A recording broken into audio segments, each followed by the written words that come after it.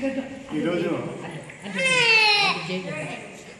మా ఇద్దరిది ఈరోజు పెళ్లి రోజు 44 సంవత్సరాలు పూర్తి చేసుకుని 45వ సంవత్సరంలో మా దాంపత్యం అడుగు పెడుతున్నటువంటి సందర్భం.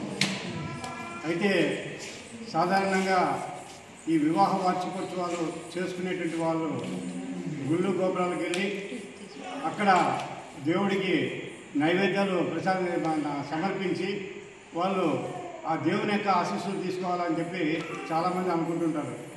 కానీ ఈరోజు వాస్తవానికి మానవుడే దేవుడు అని చెప్పేసి భగవద్గీతలో శ్రీకృష్ణుడు చాలా స్పష్టంగా చెప్పాడు.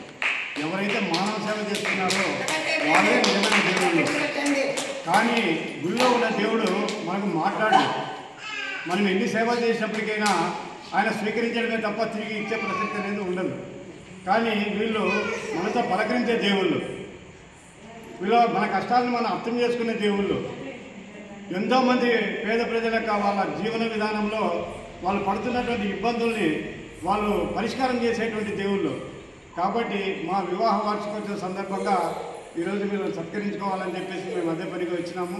వీళ్ళ సేవలు ఇంకా ఇంకా ఇంకా కొనసాగుతూ ఎంతోమంది మానవాళికి దోహదం చేసే విధంగా వాళ్ళొక మంచి ఉన్నతమైన స్థాయిలో ఉండే విధంగా వీళ్ళ సేవలు కొనసాగుతాయని చెప్పేసి మేము కోరుకుంటూ మరి వాళ్ళ ఆశీస్సులు కూడా మేము స్వీకరించాలని చెప్పేసి రావడము మేము ఇది ఒక భాగ్యంగా స్వీకరిస్తున్నాం.